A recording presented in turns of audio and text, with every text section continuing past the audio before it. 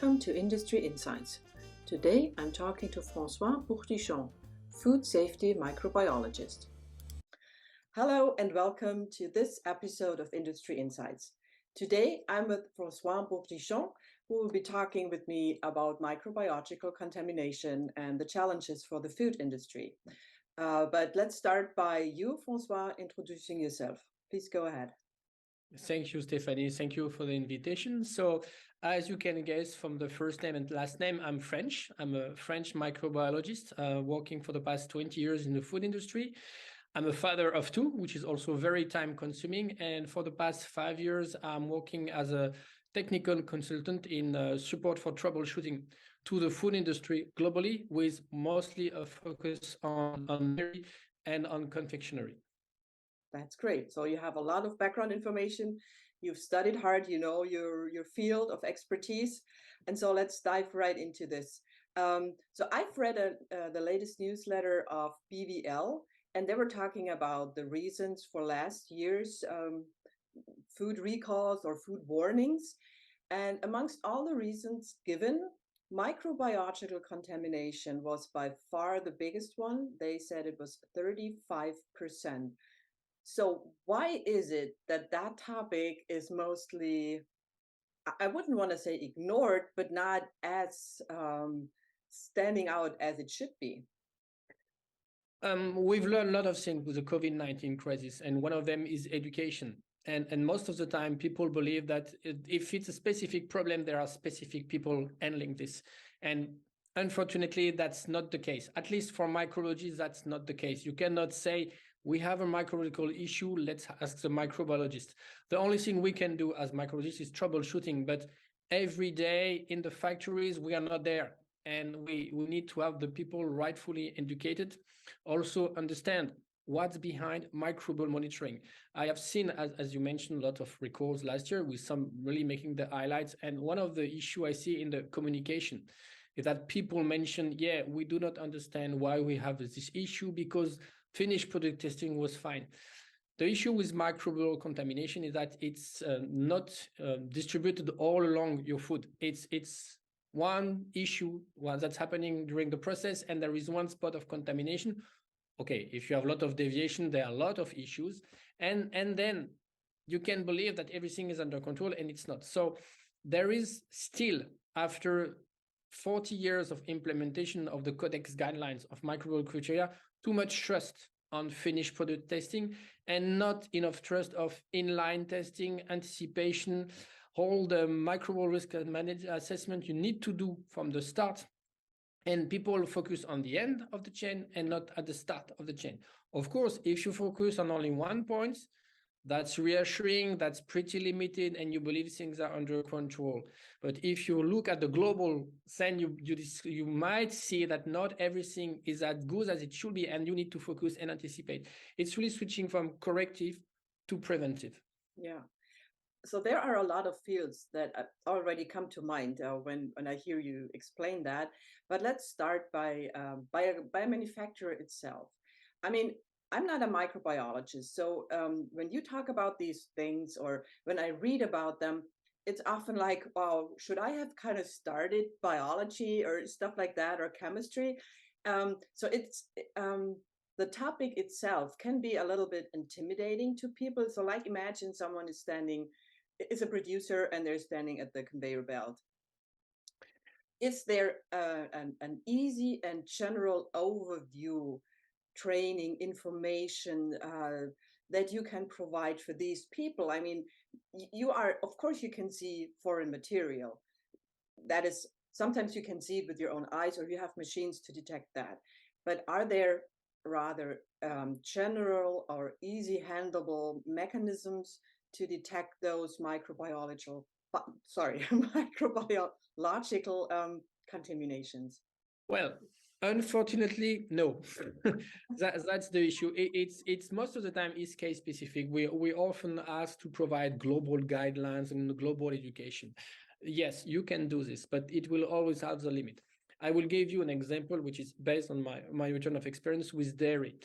You have often facilities of dairies where you have both cheese and milk powder.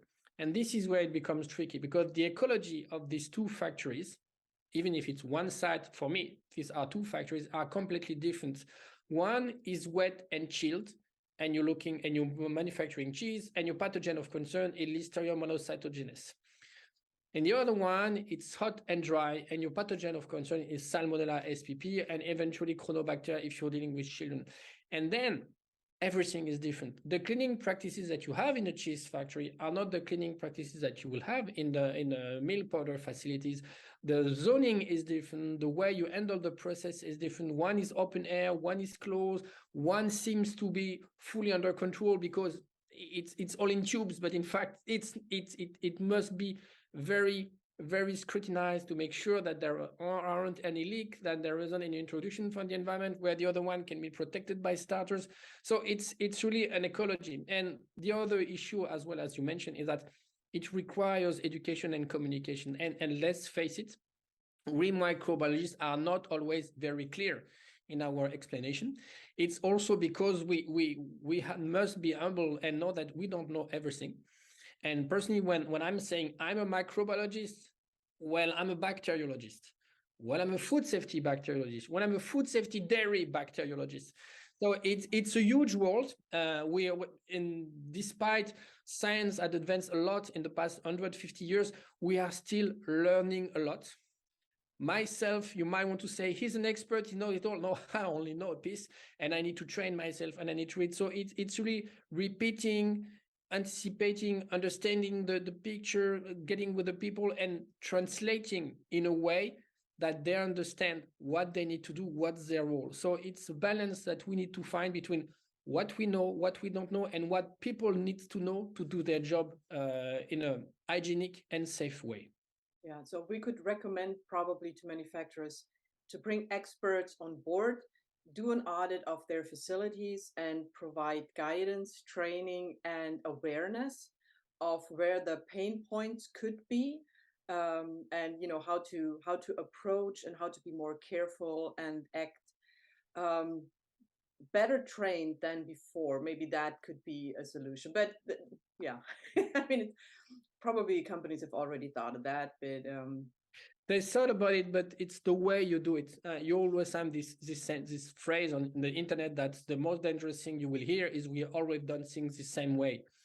And in fact, you get used to your daily routine and you don't see any more of the issue. So what you need to have occasionally is a pair of fresh eyes. So can be external to the company, can be internal to the company, at least external to the site. It's also interesting to make cross-fertilization from one site to another, because people, even in big companies where they have all the documentation, everything in place, still you have different experience on the different on the different sites where you might go. Not all big companies' sites are exactly the same. They all have their specificity. So it's important to have this cross-fertilization. It's important to challenge yourself. And it's also important to accept the outcome of the challenge, because sometimes you have a pair of fresh eyes coming and say, you have this, you have this, you have this. Okay, thank you. And you bury the report.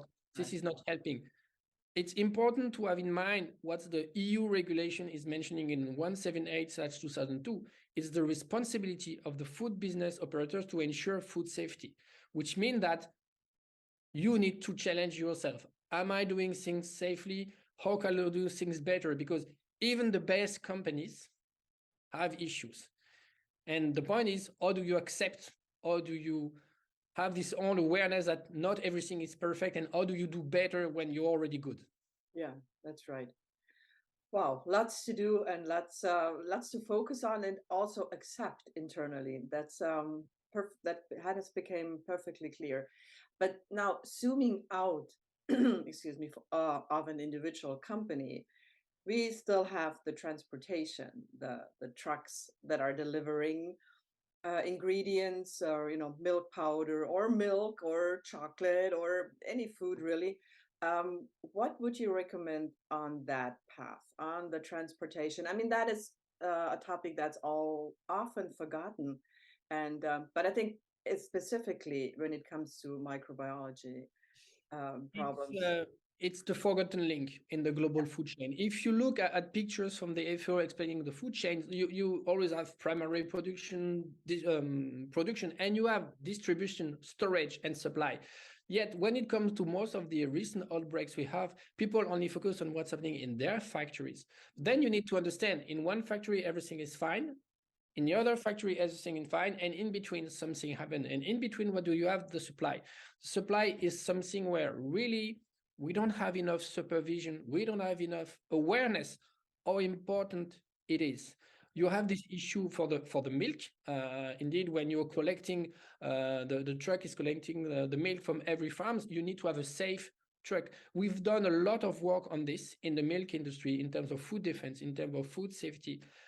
I'm afraid I have to say, from what I see from other industry, they not have necessarily the same awareness, also depending on the sensitivity on the food products. If you don't have clean lorries for transporting the milk, when you arrive in the factory, it's spoiled. So you have to do better.